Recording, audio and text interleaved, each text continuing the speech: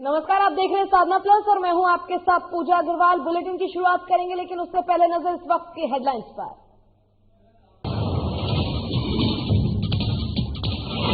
पटना में आरजेडी ने साधा जेडीयू पर निशाना। आरजेडी विधायक राकेश रोशन ने बीजेपी और जेडीयू के गठबंधन को बताया बेमेल। बोले 5 मंत्रालय चला रहे एक मंत्री। जमशेदपुर में मंडी में गल्ला व्यापारी की दुकान में से 10 लाख रुपए की चोरी। मौके पर लगे सीसीटीवी और डीवीआर को तोड़ा। चोरों की तलाश में जुटी पुलिस। धनबाद में प्रकाश पर्व के मौके पर प्रभात फेरी नहीं निकालने का फैसला। 20 जनवरी को मनाया जाएगा 354वां प्रकाश पर्व। पर्व से पहले होगा सबक कीर्तन। और पटना में साधना न्यूज को किया गया सम्मानित। जल जीवन हरियाली मिशन अभियान की अच्छी रिपोर्टिंग के लिए किया गया सम्मानित। डिप्टी सीएम ने वरिष्ठ संवाददाता अभिषेक को किया सम्मानित।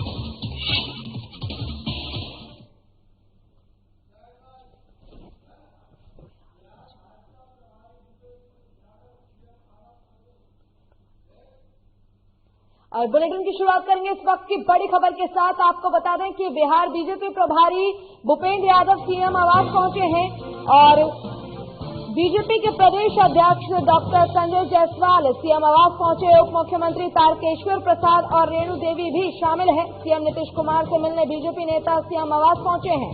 ये बड़ी खबर पटना से, जहां बिहार बीजेपी प्रभारी भूपेंद्र यादव सीएम आवास पहुंच गए हैं। बीजेपी के प्रदेश अध्यक्ष डॉक्टर संजय जायसवाल सीएम आवास पहुंचे हैं। उप मुख्यमंत्री तारकेश्वर प्रसाद और रेणु देवी भी बैठक में शामिल हैं और सीएम नीतीश कुमार से मिलने बीजेपी नेता सीएम आवास पहुंचे हैं। बड़ी खबर पटना से, जहां बीजेपी प्रभारी भूपेंद्र यादव सिंह आवास पहुंचे हैं। और इसी पर अधिक जानकारी के साथ हमारे वरिष्ठ संवाददाता अभिषेक कुमार सिंह हमारे साथ फोन लाइन पर जुड़ गए हैं। अभिषेक, बीजेपी प्रभारी भूपेंद्र यादव सिंह सहित कई लोग, तारकेश्वर प्रसाद, रेणु देवी और कई लोग सीएम आवास पर पहुंचे हैं। इसको लेकर पूरी जानकारी क्या है? जी बिल्कुल, आज मुख्यमंत्री आवास से बिहार भाजपा के जो प्रभारी हैं भूपेंद्र यादव सहित दोनों जो उप मुख्यमंत्री हैं रेणु देवी और तारकेश्वर प्रसाद सीएम आवास पहुंचे हैं। ऐसा कयास लगाया जा रहा है कि 14 जनवरी के बाद मंत्रिमंडल का विस्तार होना है। इसके पहले दोनों दलों के बीच में, यानी भाजपा और जेडीयू के बीच में आपसी सहमति को लेके मुख्यमंत्री नीतीश कुमार और जेडीयू के कुछ वरीय नेता हैं उनके साथ और बीजेपी के वरीय नेताओं के साथ एक बैठक हो रही है, अहम बैठक हो रही है। इस बैठक में यह तय किया जाएगा कि आखिर जेडीयू अपने कोटे में कौन कौन सी मंत्रालय लेगी और बीजेपी अपने कोटे में कौन कौन सी मंत्रालय लेगी। उसी को लेकर ये बैठक चल रही है। मैं आपको बता दूं कि इस बैठक के पहले भूपेंद्र यादव जो है जेडीयू कार्यालय पहुंचे हुए थे। वहां वो आरसीपी सिंह के साथ करीब आधे घंटे तक उनकी वार्ता हुई। उस वार्ता के बाद आरसीपी सिंह और भूपेंद्र यादव ने मीडिया के सामने कुछ भी क्लियर नहीं किया कि आखिर ये बैठक किस लिए है। आरसीपी सिंह और भूपेंद्र यादव का कहना है कि एक औपचारिक मुलाकात है और आरसीपी सिंह के राष्ट्रीय अध्यक्ष बनने के बाद भूपेंद्र यादव उन्हें बधाई देने पहुंचे हुए थे। लेकिन उसके कुछ घंटे के बाद आज सीएम आवास में मुख्यमंत्री नीतीश कुमार के साथ बीजेपी के जो आला नेता हैं उनकी मुलाकात हो रही है, बैठक हो रही है। और बैठक में ऐसा अनुमान लगाया जा रहा है कि मंत्रिमंडल विस्तार पर चर्चा होगी, क्योंकि सरकार गठन के बाद मंत्रिमंडल का विस्तार नहीं हुआ है। तमाम तरह के जो विपक्षी दल हैं सीधे आरोप लगा रहे हैं कि मंत्रिमंडल का विस्तार नहीं हो रहा है। कहीं न कहीं नीतीश कुमार प्रेशर का शिकार है, यानी भाजपा के प्रेशर के कारण मंत्रिमंडल का विस्तार नहीं हुआ है। तो ऐसा कयास लगाया जा रहा है कि मकर संक्रांति के बाद मंत्रिमंडल का विस्तार होगा और आपसी सहमति को लेकर रणनीति तैयार की जा रही है कि आखिर जेडीयू के कोटे में कितनी मंत्रालय रहेगी और बीजेपी के कोटे में कितने मंत्रालय रहेंगे। साथ ही विधान परिषद के जो 2 सीट खाली हैं उनको लेकर भी सहमति बनेगी। फिलहाल अभी बैठक चल रही है। बैठक के बाद जो नेता बाहर निकलते हैं उनसे स्पष्ट होगा कि आखिर बैठक में का नतीजा क्या हुआ, बैठक में किन किन बातों पर चर्चा हुई। जी ऐसे में अभिषेक जी, आपसे ये भी जानना चाहेंगे कि आखिर कौन कौन से वो अहम मुद्दे हो सकते हैं जिनको लेकर सीएम आवास पर जो बैठक हो रही है उसमें चर्चा की जाएगी? जी बिल्कुल, जो अहम मुद्दा है वो मंत्रिमंडल विस्तार का ही अहम मुद्दा है। और दूसरा बड़ा मुद्दा है वो आप देखेंगे कि अरुणाचल प्रदेश में बीजेपी के द्वारा जो 6 विधायकों को, जेडीयू के विधायकों को तोड़ लिया गया, तो कहीं न कहीं जेडीयू के मन में तलखी थी तो कहीं ना कहीं तल्खी कम करने को लेकर भी दोनों दलों के बीच में बैठक हो रही है और इस बैठक के बहाने दोनों के बीच में तल्खी को कम किया जा सकता है। साथ ही आरसीपी सिंह को नीतीश कुमार ने जेडीयू का राष्ट्रीय अध्यक्ष बना दिया है। आरसीपी सिंह के बारे में कहा जाता है कि वो कम्युनिकेशन गैप को कहीं ना कहीं कम करते हैं, यानी कि डैमेज कंट्रोल करने में मास्टर माने जाते हैं आरसीपी सिंह। इसी को लेकर नीतीश कुमार ने उन्हें राष्ट्रीय अध्यक्ष बनाया था और जो जेडीयू और बीजेपी के बीच में जो दीवार आ गई है उसको कहीं ना कहीं भरने में, जो दरार आ गई है उसको कहीं ना कहीं भरने में आरसीपी सिंह की भूमिका जो होगी अहम होगी। तो इस प्रकार से आपने तमाम मुद्दे बताए कि जो अभी विधायक 6 बीजेपी में शामिल हुए थे उसको लेकर भी चर्चा हो सकती है और कई आर्थिक चीजों को लेकर भी चर्चा की जाएगी। और आपका बहुत बहुत शुक्रिया तमाम जानकारी के लिए। चलिए रुक करेंगे खबरों की ओर। आरसीपी सिंह और भूपेंद्र यादव की जेडीयू कार्यालय में मुलाकात हुई, जिस पर आरजेडी के विधायक राकेश रोशन ने बयान दिया है। उन्होंने कहा है कि बिहार में मंत्रिमंडल का विस्तार पहले ही हो जाना चाहिए था। बिहार में 5 मंत्रालय को एक लोग चला रहे हैं, जिसके कारण कोई नीतिगत फैसला नहीं हो पा रहा है। जेडीयू और बीजेपी का गठबंधन बेमेल है। विभाग में हालत ये है कि एक एक मंत्री के पास 5-5 विभाग है, तो कोई भी मंत्री अपने कार्य का सही ढंग से निष्पादन नहीं कर रहे हैं। सरकार चल नहीं रही है, सरकार कोई नीतिगत फैसला नहीं ले रही है। तो मंत्रिपरिषद का विस्तार बिहार के अंदर तो हम लोग हमेशा कह रहे थे कि बहुत पहले से होना चाहिए, और ये चूंकि इन लोगों के बीच का अंदरूनी जो मसला है सुलझ नहीं रहा। भारतीय जनता पार्टी और जनता दल यू के बीच जो आपसी तालमेल है वो तालमेल इन लोग का बैठ नहीं रहा है, जिसके वजह से हम लोग पहले से कहते रहे कि ये बेमेल गठबंधन है। और ये नीतीश कुमार जी से आरसीपी और ये भूपेंद्र यादव जी यदि मिले हैं तो मिल करके मंत्रिपरिषद विस्तार कर रहे हैं बिहार में, तो अच्छी बात है, मंत्रिपरिषद का विस्तार होना चाहिए। बिहार में हालत ये है कि एक एक मंत्री के पास 5-5 विभाग है, तो कोई भी मंत्री अपने कार्य का सही ढंग से निष्पादन नहीं कर रहे हैं। सरकार चल नहीं रही है, सरकार कोई नीतिगत फैसला नहीं ले रही है। तो मंत्रिपरिषद का विस्तार बिहार के अंदर तो हम लोग हमेशा कह रहे थे कि बहुत पहले से होना चाहिए, और ये चूंकि इन लोगों के बीच का अंदरूनी जो मसला है सुलझ नहीं रहा। भारतीय जनता पार्टी और जनता दल यू के बीच जो आपसी तालमेल है वो तालमेल और यहाँ रुकेंगे छोटे से ब्रेक के लिए। ब्रेक के बाद जल्द होंगे हाजिर।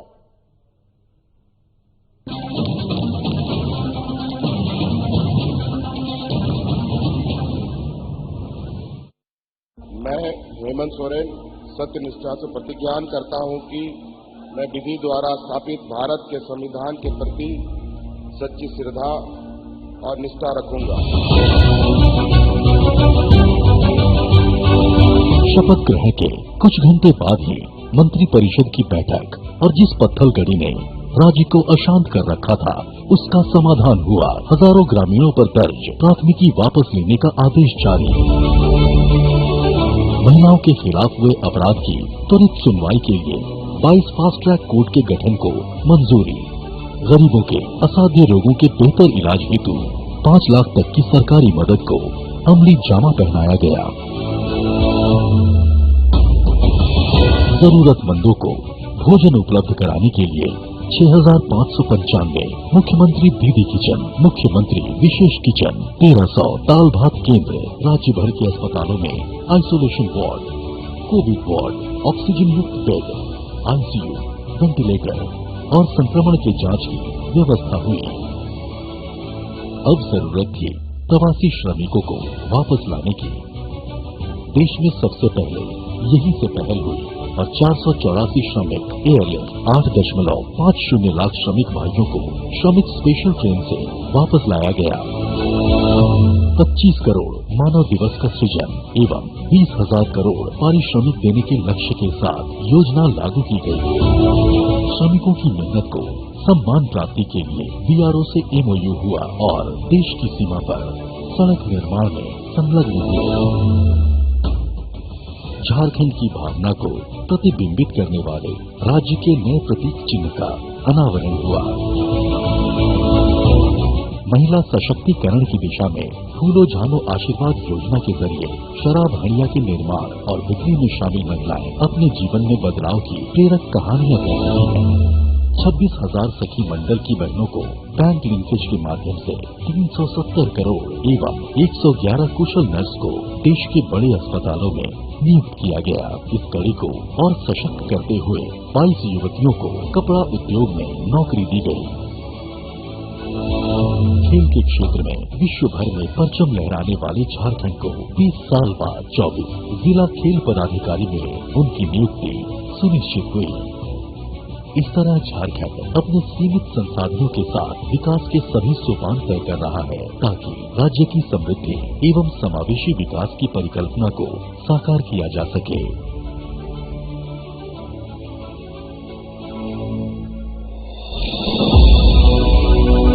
आइए साथ चलें, नए झारखंड की राह चलें।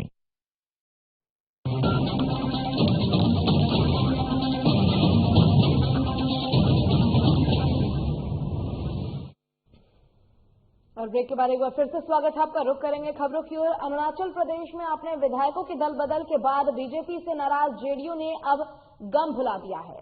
जेडीयू के राष्ट्रीय अध्यक्ष आरसीपी सिंह का कहना है कि अरुणाचल की घटना पर हम दुखी नहीं हैं, हम हमेशा खुश रहने वाले लोग हैं और कभी दुखी नहीं रहते हैं। वहीं कैबिनेट विस्तार को लेकर जारी अटकलों के बीच जेडीयू अध्यक्ष ने यह भी कहा है कि मंत्रिमंडल विस्तार कोई बड़ा मसला नहीं है और लगातार बातचीत हो रही है और सही समय पर कैबिनेट का विस्तार हो जाएगा। वहीं हिंदुस्तानी आवाम मोर्चा के नेता जीतन राम मांझी की तरफ से नीतीश सरकार में एक मंत्री पद और एमएलसी की मांग के बारे में आरसीपी सिंह ने कहा है कि गठबंधन के सभी नेता आपस में बातचीत करके फैसला लेंगे। अभी इस पर कोई चर्चा नहीं हुई है। ये बताइए, हम लोग पर बात करें। अरे आए हैं हमको सम्मानित करने के लिए, आगे बधाई देने के लिए आए हैं। ये तो अपना संस्कार है ना। महिला को लेकर जो मामला लगता है हमने आपको तो नहीं बताया था, आपने पूछा था उस दिन भी मैंने बताया। मंत्रिमंडल का विस्तार तो बहुत बड़ा इशू नहीं है। ये हम लोगों के बीच जो है बराबर संवाद कायम है और उपयुक्त समय पर ये हो जाएगा। माननीय मुख्यमंत्री जी का इस पर विशेषाधिकार है, सब लोगों से बातचीत करके जो सही समय पर हो जाएगा। बातचीत का दुख हमें किसी चीज का कोई चीज का दुख नहीं, ये किसी बात का दुख किस वक्त होगा। हम लोग कभी दुखी रहते हैं, हमेशा प्रसन्न रहते हैं, हमेशा खुश रहते हैं। जीतन राम मांझी जी ने भी डिमांड किया है मंत्रिमंडल में जगह चाहिए और एक एमएलसी भी चाहिए। अच्छा ये बताइए, ये सारी चीजें जो है हम लोग के सारे चारों दलों के जो नेता हैं सब में बहुत अच्छी अंडरस्टैंडिंग है। जो भी बातें होंगी सब हम लोग मिल बैठ कर तय करेंगे। और झारखंड के सीएम हेमंत सोरेन से आज आम लोगों ने मुलाकात की। इस दौरान लोगों ने अपनी अपनी समस्याओं से सीएम को अवगत कराया। सीएम ने बारी बारी से लोगों की समस्याओं को सुना। उन्होंने फरियादियों को उनकी समस्याओं के निराकरण की दिशा में यथोचित कार्रवाई का आश्वासन भी दिया है।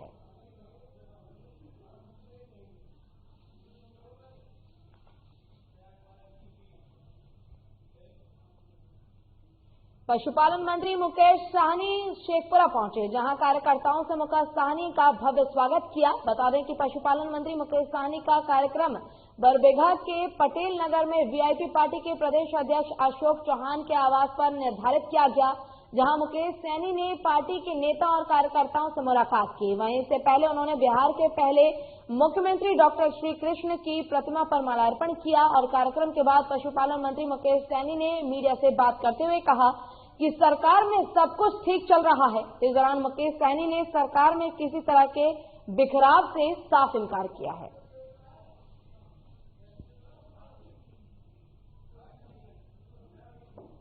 जितने भी लैंड है जो डेड है, जहाँ पे खेती नहीं किया जा रहा है, जिसमें 12 महीना पानी लगा हुआ रहता है, ऐसे लैंड में हम लोग उसको किसान से भी ले रहे हैं या प्राइवेट लोगों को ला रहे हैं कि आप उनको तालाब में कन्वर्ट कीजिए और 1 हेक्टेयर पर हम 10 से 12 लाख रुपए सब्सिडी देने के लिए जा रहे हैं। ये बहुत बड़ा हमारा स्कीम है, जिसको लेके बिहार में अगर ये सारा स्कीम जमीन पर उतर जाएगा तो आप मान लीजिए कि हम जो दूसरे स्टेट से मछली लाते हैं, दूसरे प्रदेश से, वो आने वाले समय में हम कई स्टेट को हम लोग मछली भेजेंगे। तो जितने बड़े पैमाने पे हम लोग इस पे काम कर रहे हैं, उसी तरीके से पशु में भी हम लोग काम कर रहे हैं कि 7-8 पंचायत पे हम लोग हॉस्पिटल बना रहे हैं। एम्बुलेंस के जरिए हमारा डॉक्टर खुद किसान के पास जाएंगे और मवेशी का इलाज करें। और कांग्रेस के प्रवक्ता राजेश राठौड़ ने बिहार में कांग्रेस की टूट की अटकलों को सिर से खारिज कर दिया है और कहा है कि आपने कभी सुना है कि कोई नेता अपने पार्टी के टूट का दावा करे? अगर कोई ऐसा करता है तो वो कांग्रेसी हो ही नहीं सकता। वो सिरफिरा हो सकता है या दूसरे दल का एजेंट हो सकता है।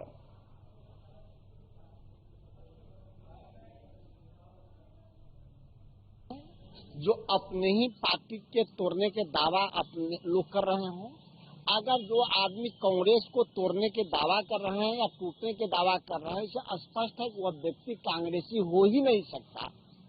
कोई सिरफिरा हो सकता है या दूसरे दल का एजेंट हो सकता है। कांग्रेस पार्टी अटूट है। 2015 में जब महागठबंधन की सरकार बनी, उसके बाद जब एनडीए में नीतीश कुमार गए, तब भी यही कयास लगाए जा रहे थे कि टूट जाएगा कांग्रेस। कहाँ टूटा? सिर्फ 4 एमएलसी गया, वो भी 4 एमएलसी की हाथ से देख लीजिए। अशोक चौधरी को एमएलसी भी नहीं बनाया। जब रामचंद्र भारती सड़क पर बुआ रहे हैं तो टूट के जाएगा कहाँ? दूसरी ओर भारतीय जनता पार्टी ही अपने ही सहयोगियों को निगलना चाहती है। वो नीतीश कुमार को खाना चाहती है, वो जीतन राम मांझी और मुकेश सहनी। और यहाँ रुकेंगे छोटे से ब्रेक के लिए। ब्रेक के बाद जल्द होंगे हाजिर।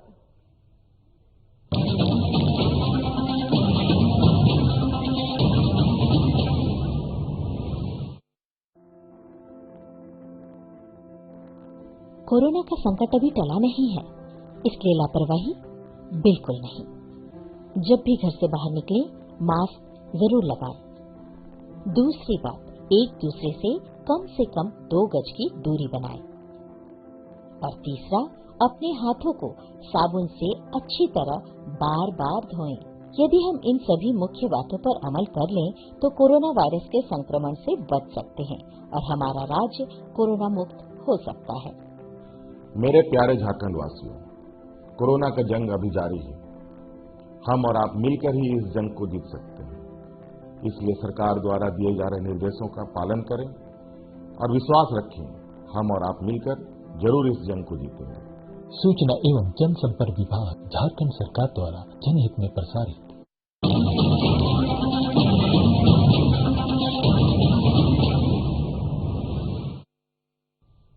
और ब्रेक के बाद एक बार फिर से स्वागत है आपका। रुक करेंगे खबरों की ओर। किसान आंदोलन के समर्थन में अखिल भारतीय पार्टी ने तिरंगा यात्रा निकाली। तिरंगा यात्रा नवादा के शहर से गुजरते हुए जिला कलेक्ट्रेट पहुंची, जहां पार्टी नेता चंदन सिंह ने कहा कि नया कृषि कानून किसानों के लिए काला कानून है। मोदी जी और उनके सहयोगी दल भ्रमित कर रहे हैं।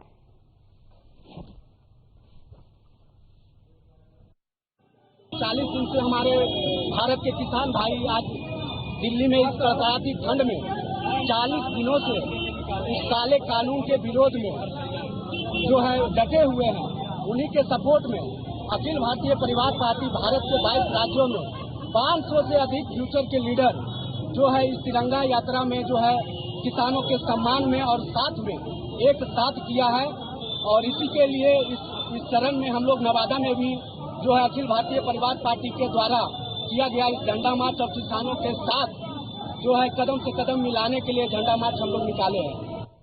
और धनबाद में बीजेपी महिला मोर्चा ने 1 दिवसीय धरने का आयोजन किया है, जिसमें महिला नेताओं ने मांग की है कि राज्य में हेमंत सरकार महिलाओं को सुरक्षा देने के मामले में विफल है।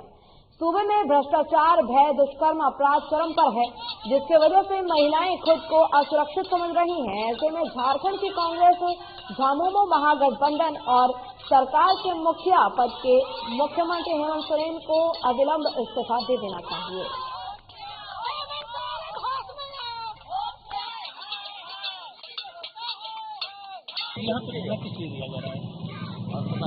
आज यहाँ पर धरना इसलिए दिया जा रहा, प्रखंड हर प्रखंड में हम लोग महिला मोर्चा धरना प्रदर्शन किए हैं।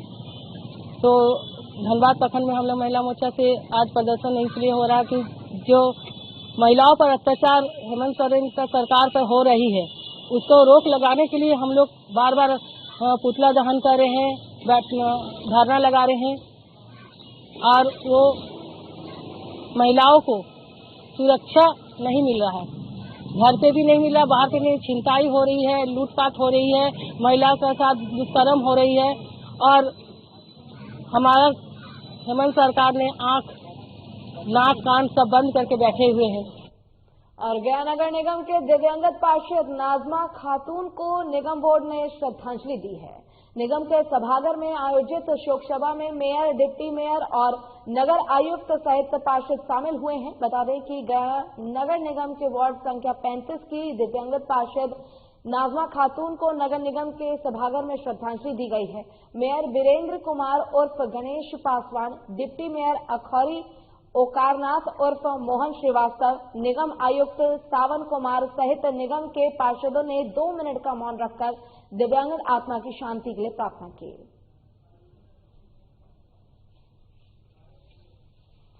अत्यंत दुखद वर्डिक्ट वार्ड नंबर 35 के माननीय पार्षद नाजमा खातून जी की, उनका आकस्मिक निधन हो गया। ट्रेन बीमारी के कारण हम सभी निगम के परिवार उनके आत्मा की शांति जन्नत में मालिक स्थान दिलाए। वार्ड नंबर 35 के पार्षदों के जो देहांत हुआ है, हम लोग सभी पार्षदगण यहाँ मौन 2 मिनट का किए हैं और हम लोग उनका आत्मा को शांति के लिए भगवान से प्रार्थना करते हैं। इसी के साथ और मोकामा दलहन अनुसंधान केंद्र का उन्नत बीज टाल क्षेत्र के किसानों की खुशहाली की पटकथा लिखेगा। इस अनुसंधान केंद्र में चना, मंसूर और खेसारी की उम्दा पैदावार की फसल लहलहा रही है। जल्द ही मोकामा टाल क्षेत्र में दलहन अनुसंधान केंद्र का बीज किसानों को बुआई के लिए मुहैया कराई जाएगी। बता दें कि मोकामा दलहन अनुसंधान केंद्र में दलहनी फसल की कई प्रसिद्ध प्रजातियों की बीज तैयार की जा रही है। इस अनुसंधान केंद्र जो है टाल क्षेत्र के किसानों के लिए समर्पित है और उसको ध्यान में रखते हुए मुख्यतः यहाँ पे चना और मसूर का ही जो है प्रभेद का अध्ययन किया जाता है। उसका अनुसंधान के बारे में जो है खोज किया जा रहा है, लेकिन उससे भी ज़्यादा यहाँ पे उसका बीज उत्पादन जो है मसूर और चना का किया जा रहा है। और औरंगाबाद के डीएम ने आज तमाम विभागों के वरीय अधिकारियों के साथ एक बैठक की, जिसमें विभागों के बीच आपसी समन्वय के तहत होने वाले कार्यों की जानकारी ली गई। बता दें कि बाद में डीएम सौरभ जोरवाल ने बताया कि मुख्य रूप से जमीन की आवश्यकता से संबंधित मामलों की समीक्षा की गई है, जिसमें अधिकारियों को जरूरी दिशा निर्देश दिए गए हैं। सभी विभाग का जो एक दूसरे से काम है किसी एनएससी की वजह से या किसी अन्य कारण से अगर बाधित है तो उसका हम लोग सॉल्व करते हैं और सभी विभाग के लोग उसके अंदर होते हैं और इसको हम सोमवार कर रहे हैं। मुख्यतः इसमें जमीन से संबंधित मामले होते हैं। सभी विभाग को अपने कुछ इंफ्रास्ट्रक्चर करने के लिए जमीन चाहिए होती है, वो जमीन हम प्रोवाइड करते हैं, उसमें काम करते हैं। और जमशेदपुर के परसुडी थाना क्षेत्र में मंडी में गल्ला व्यापारी की दुकान से 10 लाख रुपए की चोरी हो गई। साथ ही चोरों ने मौके पर लगे सीसीटीवी के डीवीआर को भी तोड़ दिया, जिससे आरोपी पकड़े न जा सके। वहीं जानकारी मिलते ही पूरे कृषि बाजार समिति में हड़कंप मच गया, तो दूसरी चोरी की सूचना पर पुलिस तुरंत एक्शन में आ गई है। डीएसपी आलोक रंजन दल बल के साथ घटनास्थल पर पहुंचे और मामले की जांच पड़ताल में जुट गए हैं। फिलहाल पुलिस मामले की जांच कर रही है। बता दें कि शहर में लगातार बढ़ती चोरी, लूट, छीनातई की घटना ने जिला प्रशासन की नींदें उड़ा दी हैं। जहां लगातार आपराधिक घटनाओं में इजाफा होता देखा जा रहा है, वहीं शहरवासियों में गुस्सा भी दिख रहा है। तो दुकान बंद करके करीब 9 बजे अपने घर चले गए थे, क्योंकि अभी हम लोग का सीजनल बिजनेस है तो लेट हो गया था। कल पैसा का लेन देन ज़्यादा था, हम लोग पैसा वही रास्ता का दुर्घटना से बचने के लिए पैसा गल्ला में छोड़ के चले गए। सवेरे जब स्टाफ आया तो देखा कि दुकान का ताला टूटा हुआ है, नीचे गल्ले का ताला भी टूटा हुआ है, उसमें जो पैसा रखा हुआ था तो लगभग 10 लाख रुपया था, जो चोरी हो गई। घटना की सूचना सुबह परसुडी थाना से मिला है, बाजार समिति अंतर्गत हम लोग अभी जाँच कर रहे हैं और कितनी भी चोरी हुई है तो सारा चीज़ लगभग कितने की चोरी है अभी हम लोग सब देख रहे हैं, अभी क्लियर नहीं कर पाए जिनका। और सिखों के 10वें गुरु गोविंद सिंह जी का 354वां प्रकाश वर्ष 20 जनवरी को मनाया जाएगा। इसी अवसर पर प्रभात फेरी निकालने का प्रचलन रहा है, लेकिन कोरोना महामारी को देखते हुए कुमार बुद्धि गुरुद्वारा सिंह सभा कमेटी और सिख संगत ने संयुक्त रूप से प्रभात फेरी नहीं निकालने का निर्णय लिया है। प्रभात फेरी की जगह 8 जनवरी से 17 जनवरी तक गुरुद्वारा परिसर में ही शबद कीर्तन का आयोजन किया जाएगा और 20 जनवरी को गुरु गोविंद सिंह जी का प्रकाश पर्व मनाया जाएगा।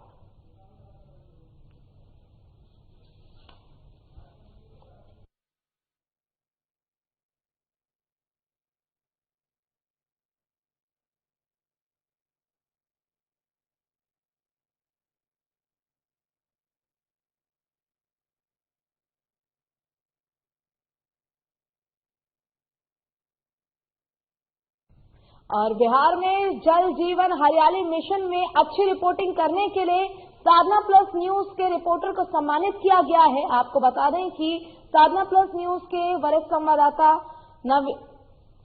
अभिषेक सिंह को सम्मानित किया गया है और अच्छी रिपोर्टिंग करने के लिए साधना न्यूज को बिहार सरकार के वन एवं पर्यावरण मंत्रालय की ओर से सम्मानित किया गया है। ये सम्मान बिहार के डिप्टी सीएम तारकिशोर प्रसाद के हाथों से दिया गया है। उक्त सम्मान साधना न्यूज के वरिष्ठ संवाददाता अभिषेक कुमार सिंह को दिया गया है। वहीं इस सम्मान समारोह कार्यक्रम में डिप्टी सीएम सहित कई अधिकारी मौजूद रहे।